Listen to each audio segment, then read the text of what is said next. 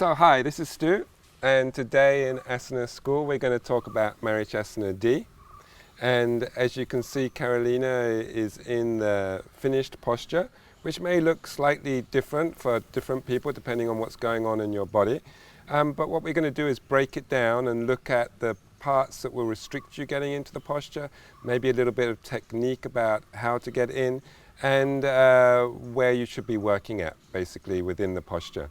So if we bring Carolina out of the posture, the first thing we need to think about is bringing whichever leg you're going to bring in. So normally you would be starting with bringing in the left leg, because that's the way it works within the sequence.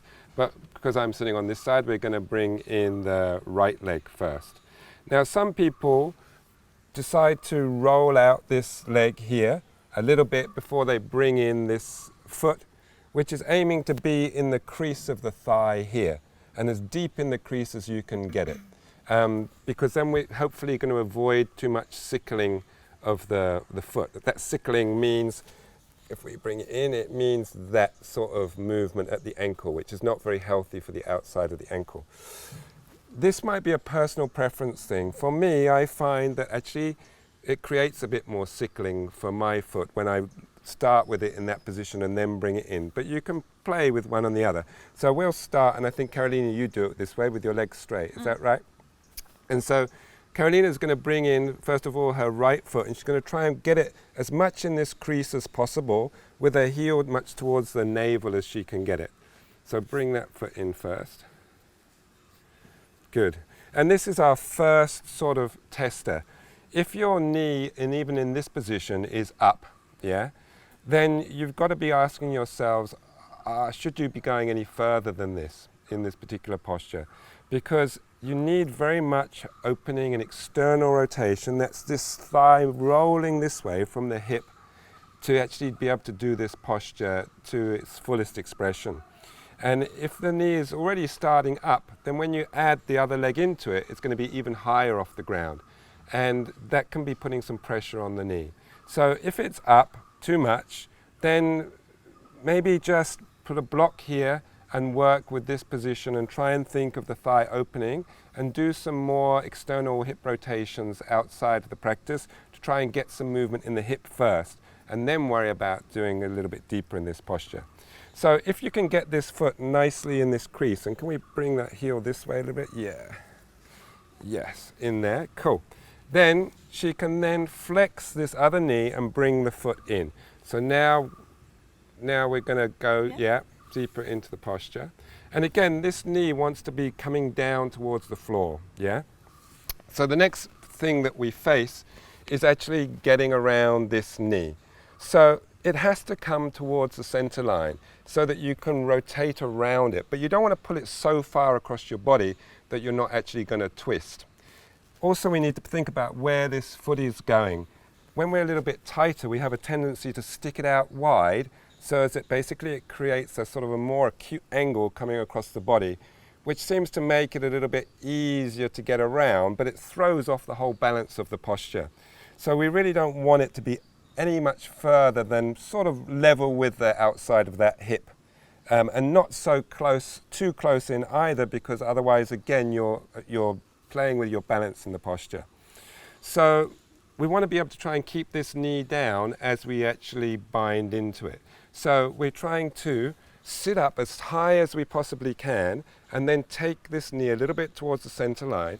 And then while we're sitting up as high as we can, we're going to twist.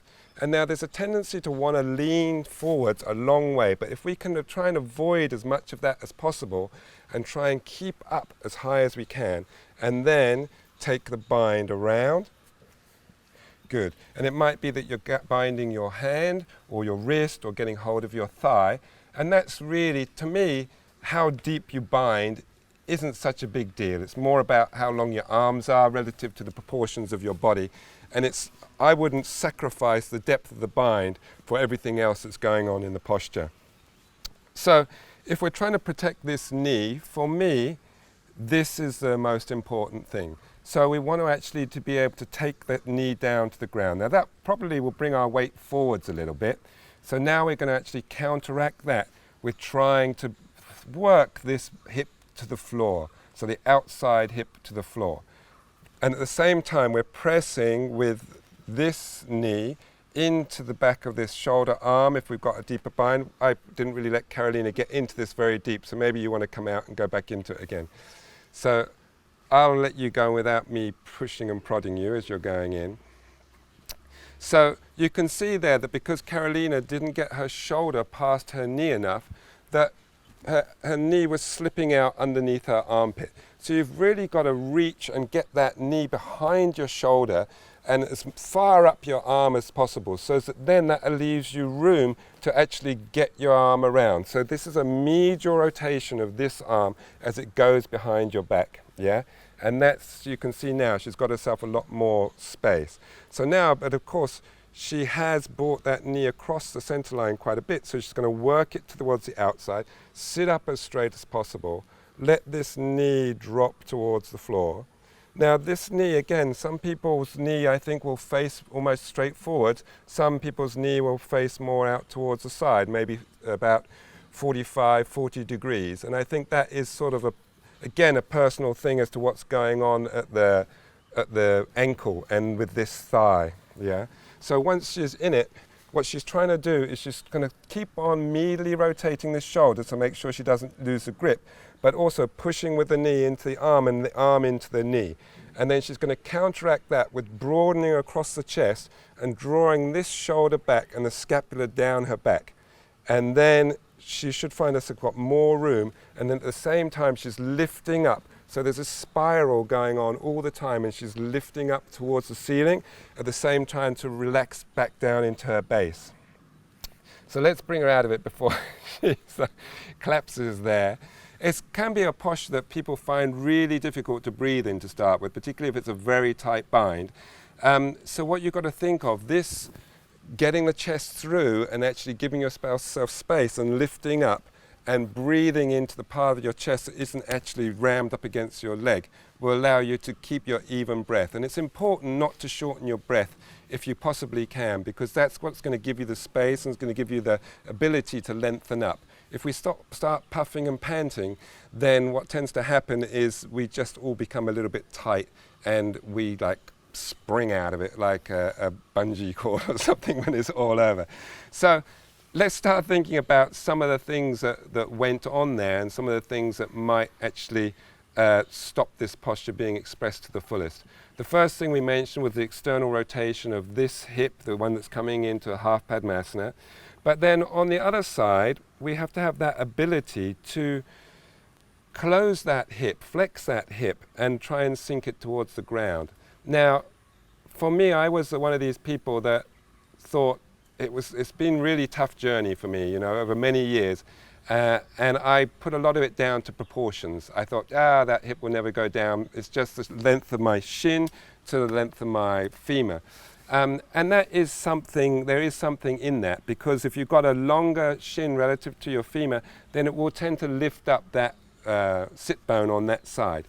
But I'm afraid we can't blame it all on that. There's a lot else going on. And I've noticed over the years that my sit bone has been coming closer and closer to the ground as I've got more open. So I can't blame it all on proportion. But there will be an element of that, and some people will find it easier than others.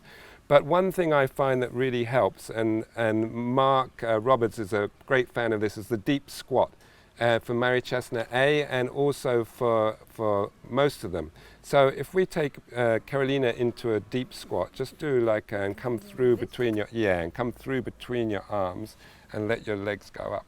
So this amount of flexion that she's getting in the hip, it really helps to actually allow that sit bone to drop down, I feel, when you're actually in the Marichyasana.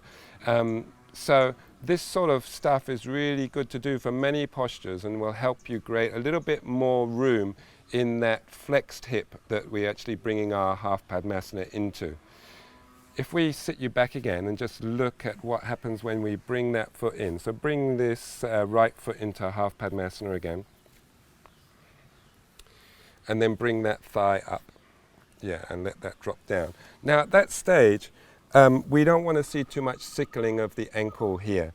And how comfortable you are will depend somewhat on how high that hip is, because the higher it is, the more acute this angle will be from this knee up, and the more likely is there'll be some sickling here. So what you want to try and do is actually keep it down as much as you can, but also, which will reduce that angle there.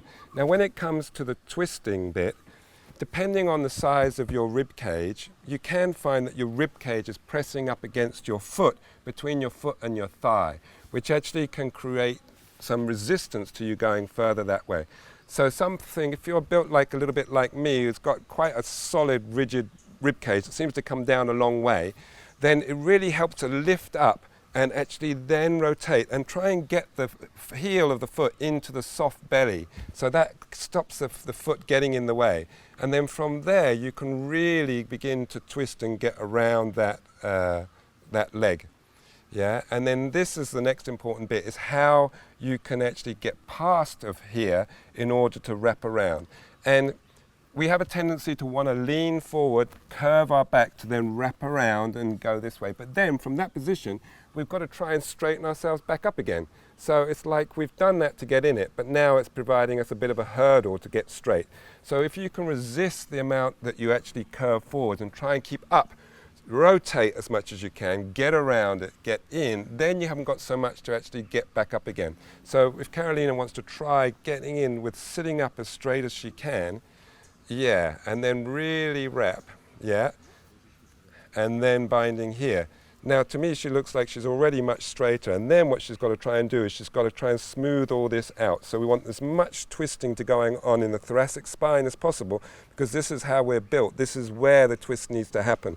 So you want to stabilize in the lumbar area, twist from here, and then the other big thing is this drawing back of this backside shoulder and drawing the scapula down the back, because as you open across the front of the chest, then you start getting really a lot more space to breathe. And then from that, we're lifting up through the head, and then we're just rotating. And then from this real stable base, you can think about dropping that sit bone if it happens. But all the time trying to protect this front knee, because this is what's vulnerable, is this front knee. So we don't want it up too much in the air, but it's that sort of balance between finding a real stable base from which you can actually lengthen up from. Good. So I think we've tortured Carolina and Marichyasana D enough. I hope that helped, and join us again soon.